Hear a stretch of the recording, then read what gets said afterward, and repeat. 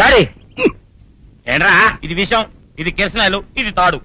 Urgent గా చచ్చిపోవాలంటే ఈ మూడిట్లో ఏది బెటర్ చెప్పు డాడీ. ఈ ఇసం తాగి ఈ కిరసనాయలు మీద వేసుకుని ఈ తాడు ఊరేసుకుని అగ్గిపూల లపక్కన వెలిగించుకున్నారనుకో టపక్కన ఎగిరిపోతారా. అవును, ఎంతకీ ఈ ఏర్పాట్లన్నీ ఎవరి సాగు కోసమో? నేనే ఆత్మహత్య చేసుకున్నాను అనుకుంటున్నాను. నా బావి ప్రెసిడెంట, నువ్వు బతికొండంగానే నీ ముఖం పగలు చూస్తే రేత్రి కల్లోకి వస్తుంది. అట్టానికి నువ్వు సచ్చి దెయ్యమయ్యావనుకో దెయ్యాలు కూడా బెదిరి సస్తాయి. నువ్వు సచ్చకరా. చచ్చుతా సచ్చకరా. నేను చచ్చుతా. అయినా అంత అర్జెంట్ గా సచ్చాల్సిన కర్మ నీకేంట్రా ఇప్పుడు? ఎందుక నేను పిల్లని లవ్ చేశా. ఆ పిల్లను నేను పెళ్లి చేసుకుంటానంటే నువ్వు నో అంటావు. నేను నీ మాట వినను అంటే ఆ ఆస్తి కవర్ ఎవరికైనా ఇచ్చేస్తాను అంటావు. నువ్వు ఇచ్చేసే ఆస్తి కవర్ కంటే నేను ఇచ్చేసిన మనసే నాకు ముఖ్యం. అందుకే నేను చచ్చుతా. అదే విషయం. ఓరు నా బొగ్గుకొండ, నువ్వు ప్రెసిడెంట్ అవడం నాకు కావాలి గాని పేడెత్తుకునే అమ్మాయిని తీసుకొచ్చి నానా నేను దీన్ని ప్రేమించాను అని చెప్పు, నేను చేయకపోతాను. అవును, ఇంతకీ ఎవరమ్మాయి? ఒకటే అట్లా సిగ్గుపడబాకరా, చాలా సండాలంగా ఉంది. ఎవరో చెప్పు. అది అది జానకమ్మ. ఏంటి జానకమ్మ? అమ్మా, నీ గని పిచ్చిగా నెక్కిందంట్రా. నా వయసావిని నువ్వు ప్రేమించట్లేట్రా. జానకమ్మ కాదు డాడీ, ఆవిడ మనవరాలు సౌందర్యను ఆవిడ మనవరాలా? నా ఎదుకల్లో నా బొగ్గుకొండ కదే. రే, జానకమ్మ గారితో ఇయ్యమందడం అంటే నేను మాత్రం కాదంటని చెప్పు. వెంటనే వెళ్ళి వాళ్ళతో మాట్లాడి ఆ ముఖరథం పెట్టించుకొస్తా. అబ్బా, కింద ఒత్తులు తీసేసి ప్రాణాలు తీసేస్తున్నావు డాడీ. ముఖరథం కాదు డాడీ, ముహూర్తము. ముహూర్తము అదేలే వా, ముఖరథము అదే పెట్టించుకొస్తా. డాడీ, నేను ఇంకో డాడీ కాకుండా నీకే పుట్టినందుకు నాకు పిచ్చి హ్యాపీగా ఉంది డాడీ. ఆనందమానందమాయనే ఈ అందగాడు పెళ్లి కొడుకాయనే. తాతబ్బాయి గారు, ఈ శుభ సమయంలో మీకు విషయం చెప్పాలండి. మా బుల్లిరాజు గారు పుట్టినప్పుడు నా గురించి డాడీ చెప్పు చెప్పు చెప్పు. మా బుల్లిరాజు గారు పుట్టినప్పుడు మా ఆవిడికి పురుడు పోసిన మంత్రసాని ఈయన్ని చూసి పుట్టింది పంది పిల్లేమో అనుకుని అని అడిచి ముడిచిపోయిందండి. డాడీ ఇప్పుడు అవన్నెందుకు? ఊరుకోవా, మన జీవితాల్లో గొప్ప ఈ చిత్రాలు జరిగినప్పుడు 10 మందికి చెప్పుకోవాలా. ఇప్పుడు మంత్రసాని మూర్చిపోయింది కదండి. ఇకపోతే మా ఆవిడ ఎట్టండి సేపుల్లే నా కొడుకుని కన్నానని బెంగపడి పురిటి స్థానం అవ్వకముందే చచ్చిపోయిందండి. డాడీ, నేను నీ కడుపున పుట్టపట్ట కదా నాకు ఈ ఫేస్ వచ్చింది. నేను ఇంకొక నాన్నకు పుట్టిన అందంగా నన్ను పుట్టుండేవాడిని. ఇక చూడు, కాకి పిల్ల కాకి ముద్ర, నీ మొహం ఎప్పుడు నాకు ముద్దొత్తనే ఉంటుందిరా కన్నా. ఇకపోతే మా ఆవిడ చచ్చిపోయింది కదండి. ఈయన్ని ఎత్తుకోవడానికి వచ్చిన పని పిల్లలండి ఈయన చూసి దడుచుకుని పరుగో పారిపోయేవారండి. అసలు ఈడికి ఈ జన్మలో పెళ్ళవుద్దా అని నేను ఈ ఆడవని రోజు లేదనుకోండి. అట్లాంటిది మా బుల్లిరాజు గారికి మీ అమ్మాయితో పెళ్లి కుదరటం నిజంగా మా అదృష్టం కదండి. ఎంత మాట, మీలాంటి వారితో వీయమంతరం మా అదృష్టం. అలాగండి, అంత మాట్లాడతారు. పొంతులు గారు మొకరదం పెట్టేయండి. అయ్యా, ఈనాటికి సరిగ్గా 4వ రోజుకు ఓ మంచి దివ్యమైన ముహూర్తం ఉంది. అయితే అదే కాయ చేసేయండి. ఏం డాడీ? అట్లాగే.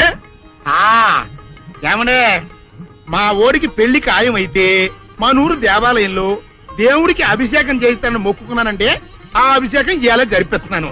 మీరందరూ పెళ్లి కూతురు తీసుకుని తప్పకుండా రావాలి. అమ్మో జానకమ్మ, నువ్వు కూడా తప్పకుండా రావాలి. ఎంత మాట? తప్పకుండా వస్తాను. అట్లాగేనమ్మా, వస్తానండి. అమ్మా, పల్నాటి నాగమ్మ లెవెల్లో పథకాలేసి ఈ పెళ్లిని జరగొడదామని చూసావు. అది తెలుసుకోలేనంత ఎదవని కాదు నేను. మీ అందరికీ తెల్లారదాకా టైం ఇస్తున్నా. నా కొడుకుని ఎక్కడ దాచారో చెప్పకపోతే మీ అందరి బతుకులు తెల్లారిపోతాయి. నిజంగా బుల్రాజు వేయడం మాకు తెలియదండి. నేను ఇంకేమీ దలుచుకోలేదు. మీకు ఇచ్చిన గడువు లోపల మీరు నిజం చెప్పాలి, అదే నేను వినాలి, అంతే.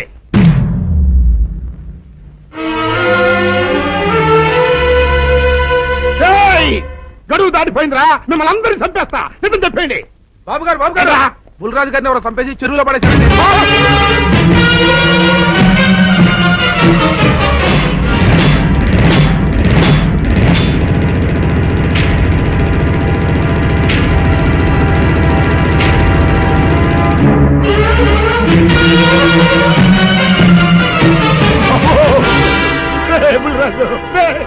ధర్మాన్ని అందానికి మారుపేరైన మీ కన్న కొడుకు మీద ఎవరు పగ పెంచుకున్నారో గాని మొహం నామరూపాలు లేకుండా చెక్కేశారు బాబా. నిన్ను ఈ ఊరి ప్రెసిడెంట్ చేద్దాం కదా అని ఎన్ని కలలు కన్నారా.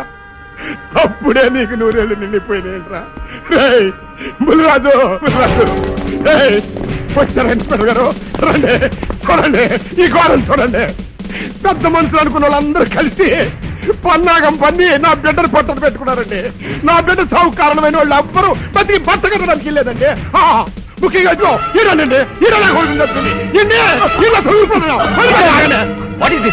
మీ ఆవేశాన్ని కాస్త తగ్గించుకోండి. అసలు మీ అబ్బాయిని ఇతనే చంపాడడానికి సాక్ష్యం ఏమిటి? ఆశ్చర్యం ఏంటండి, ఈడో పిల్లలు ప్రేమించాడంట. ఆ పిల్లనే మా అబ్బాయి పెళ్లి చేసుకోబోతుంటాను.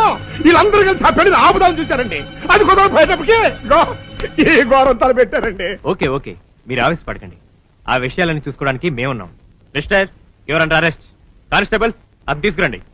ఆగండి, ఈ హత్య చేసింది సీను కాదు. అతను కాదా? మరెవరు? నేను. జానకి, అవును వీరుడు, బుల్లిరాజుని నేనే చంపాను. నువ్వు చంపావా? నేనమ్మా. అవును, నా మనవరాలికి సీనుకి పెళ్లి చేయాలంటే వీళ్ళెవరూ ఒప్పుకోలేదు. చూస్తూ చూస్తూ వాళ్ళ ప్రేమని బలి చేయలేకపోయాను. బుల్లిరాజు దగ్గరికి వచ్చి వాళ్ళ పెళ్లికి సహకరించమని ఎంతో ప్రాధేయపడ్డాను. అతనందుకు ఒప్పుకోలేదు సరికదా. చాలా అసభ్యంగా ఒక్క రాత్రి సౌందర్య తనతో గడిపిన తర్వాత సీనుకిచ్చి పెళ్లి చేసుకోమన్నాడు. నాలో ఆవేశం పొంగింది. ఏం చేస్తున్నానో నాకే తెలియలేదు. అక్కడ ఉన్న ఇనుపు లైట్ స్టాండ్ తో బలంగా బుల్లిరాజు నెత్తి మీద కొట్టాను. ఆ తర్వాత గాని నేను చేసిందేమిటో నాకు తెలియలేదు. కానీ అప్పటికే అతని ప్రాణాలు పోయాయి. వెంటనే శవాన్ని అక్కడి నుంచి తరలించి చెరువులో తోయించాను. ఇన్స్పెక్టర్ గారు, జరిగింది చెప్పాను.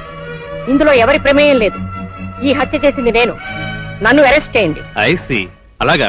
కానిస్టేబుల్స్, ఆవిడ అరెస్ట్ చేసి తీసుకురండి. ఈ బాడీని పోస్ట్ మార్టం పంపించండి. వాళ్ళందరూ వదిలేయండి. పెద్దరాజు గారు, మీరు ఒకసారి స్టేషన్కి వచ్చి స్టేట్మెంట్ ఇవ్వండి.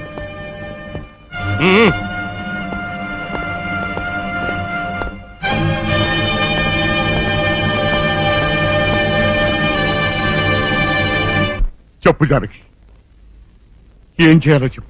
నా మెళ్ళో ఉరితాడు పడేలోగా నా మనవరాలి మెళ్ళో నీ మనవడు పసుపుతాడు కట్టాలి. అలాంటి మాట్లాడక జానకి, నేను భరించలేను. నీకేమీ కాదు, పట్నం వెళ్ళి మంచి లాయర్ని మాట్లాడతాను. ఎలాగైనా సరే నిన్ను బయటికి తీసుకొస్తాను. నువ్వు నన్ను కాపాడే ప్రయత్నం చేస్తే నీ మనవడు ఉరికంబం ఎక్కుతాడు. ఏమిటో అనేది? ఈ హత్య నేను చేయలేదు. మరి సౌందర్యని పెళ్లి చేసుకుంటే నిన్ను చంపేస్తానని బుల్లిరాజుని గుళ్ళో బెదిరించాడు కూడా సీను. ఈ పరిస్థితిలో సీనుని అరెస్ట్ చేస్తే సాక్ష్యాలన్నీ అతన్నే హంతకుడిగా నిరూపిస్తాయి. సీనుకి శిక్ష పడితే నా మనవరాలి గుండె పగిలిపోతుంది. అందుకే ఆ జంట దూరం కాకూడదని ఈ హత్య నేనే చేశానని నేరం నా మీద వేసుకున్నాను. జానకి, నా మనమని బతికించడం కోసం నువ్వు ఉరికమ్మ ఎక్కుతావా? లేదు వీరు, నీ మనవని బ్రతికించడం కోసమే కాదు, ప్రేమని బ్రతికించడం కోసం, ప్రేమికుల్ని కలపడం కోసం. జానకి, మనుషులు శాశ్వతం కాదు వీరు, ప్రేమ ఒక్కటే శాశ్వతం. మన ప్రాణాలిచ్చైనా ప్రేమని బ్రతికించాలి, వాడిని దంపతులను చెయ్యాలి. అదే నా కోరిక.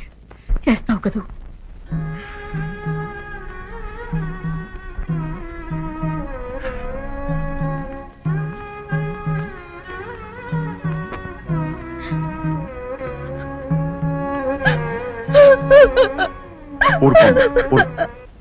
చెయ్యని నేరానికి జానకి శిక్ష అనుభవించడం నేను భరించలేదు. ఆమె చేసిన త్యాగానికి మన కుటుంబం మొత్తం తరతరాలుగా సేవ చేసిన ఆమె రుణం చేరు. మనం వెంటనే పట్నం వెళ్ళి మంచి లాయర్ని మాట్లాడు. నా ఆస్తి మొత్తం పోయినా సరే జానకిని మాత్రం కాపాడాలి. ఏ రైతు పట్నం వెళ్తానికి లేదు, జానకమ్మని కాపాడడానికి లేదురా. ఏ మనవరాలి కోసమైతే నా ఒక్కగానొక్క కొడుకుని పొట్టలు పెట్టుకుని నా కడుపులో తెచ్చి రేపిందో, ఆ మనవరాలి ఇంకా బతకడానికి లేదు. అది ఎక్కడ కనపడితే అక్కడ ముక్కలు ముక్కలు కింద నరికేయండి.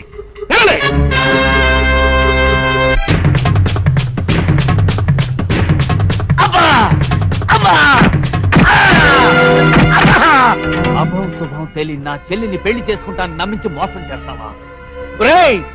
నువ్వు వేరే పెళ్లి చేసుకుంటావు తెలిసి కూడా నీకు ఏ అపకారం తలపెట్టకుండా తను ఆత్మహత్య చేసుకోబోయిందిరా నా చెల్లెలు. అలాంటి మంచి పిల్లకి ద్రోహం చేయడాన్ని మనసులో వచ్చిందిరా.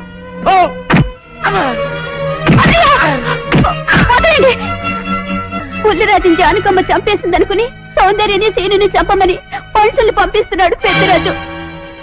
ఇప్పుడు ఈయన బ్రతుకున్న విషయం తెలియకపోతే సౌందర్యని సీనుని వాళ్ళు ఖచ్చితంగా చంపేస్తారు.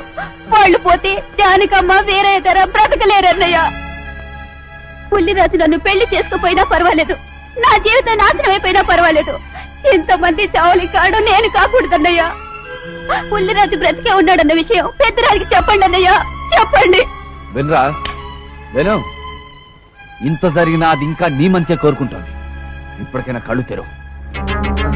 రేయ్, ఈ నీడ్ బాబు కప్ చెప్పండి రా.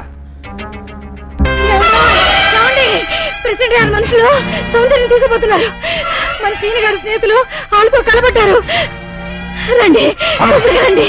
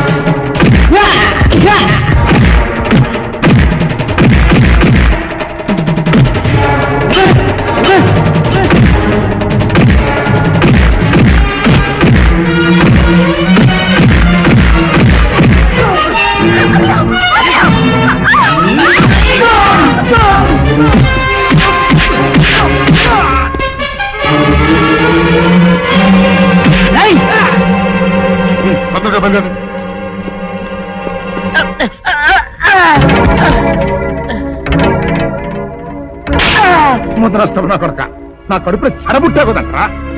ఎంతకన్నా నువ్వు చచ్చినా బాగుండేది.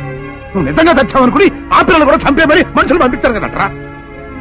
అమ్మా గౌరీ, మా ఊరు చేసిన ఏదో పనికి నేను క్షమాపణ కోరుకుంటానమ్మా. పెద్దవారు అంత మాట అనకండి. ఏంట్రా సిగ్గు లేకుండా ఇంకా నిలబడదొస్తావు? లగెత్తుకుని పోలీస్ స్టేషన్కి వెళ్ళి నేను ఇంకా బతికుండే తెచ్చాను అని చెప్పి జానకమ్మ నిడిపించుకురా. ఆ పిల్లకేం కాకుండా నేను చూసుకుంటా. అతను నిలబడతావురా పో.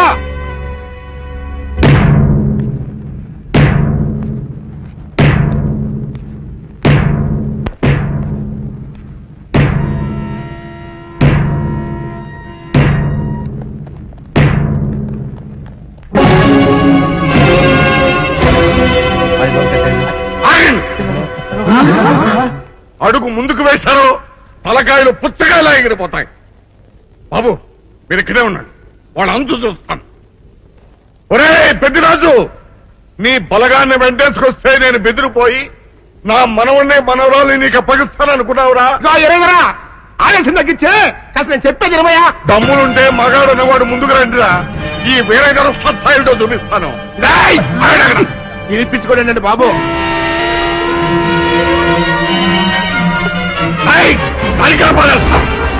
తలకాయలు ఎగిరిపోతాయి.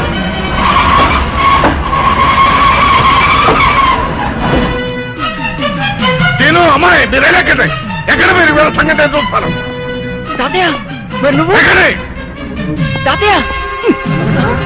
పెద్దరాజు ఎగిరిపోతుంది. ఎక్కడెక్కడ వస్తున్నారు?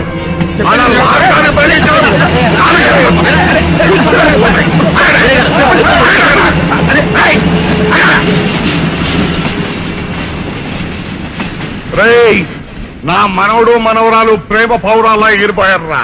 వాళ్ళ పెళ్లి ఎవడాపుతాడో ఇప్పుడు ఆపండిరా. వీరుడు, నేనే వాళ్ళని దింపేశాను వీరుడు. నీకిచ్చిన మాటను కనీసం ఇప్పుడైనా నిలబెట్టుకుందాం అనుకుంటే ఎందుకు దించావు జానకి? బుల్లిరాజు బ్రతికినాడు తాతయ్య. బుద్ధిరాజు బతికే ఉన్నాడా?